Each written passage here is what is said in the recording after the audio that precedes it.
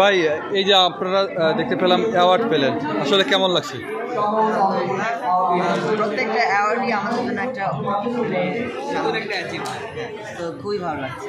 কততম অ্যাওয়ার্ড এটা আপনার? এটা ঠিক গুনে দেখিনি, তবে 29-30তম হবে। এই যে কাজের জন্য অ্যাওয়ার্ডগুলো পেয়ে থাকেন, আসলে কেমন লাগে? কাজের জন্য অ্যাওয়ার্ড পেতে অবশ্যই ভালো লাগে।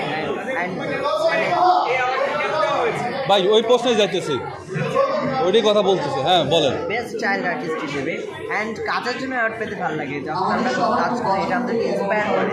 বাট হ্যাঁ, মানে কাজ না করে অ্যাওয়ার্ড পেতে সেটা ভালো লাগে না, কাজ করে অ্যাওয়ার্ড পেতে ভালো লাগে।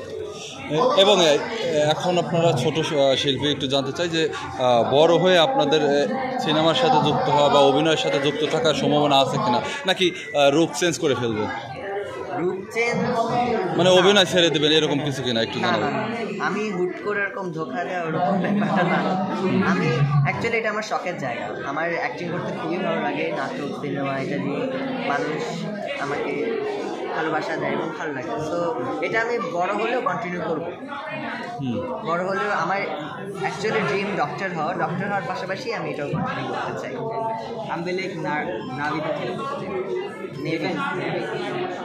এবং একটু জানাবেন যে আসলে অভিনয়ের পাশাপাশি আপনি বললেন ডাক্তার হওয়ার চিন্তাভাবনা আছে, ডাক্তার হওয়ার স্বপ্নটা কেন? আসলে স্বপ্নটা অ্যাকচুয়ালি মানে স্বপ্ন থাকতেই পারে, আর আমার ইচ্ছা আছে এমনি মানে বড় হয়ে গরিব তাদের পাশে দাঁড়ানো এবং তাদেরকে ফ্রিতে আমি চিকিৎসা করাতে চাই।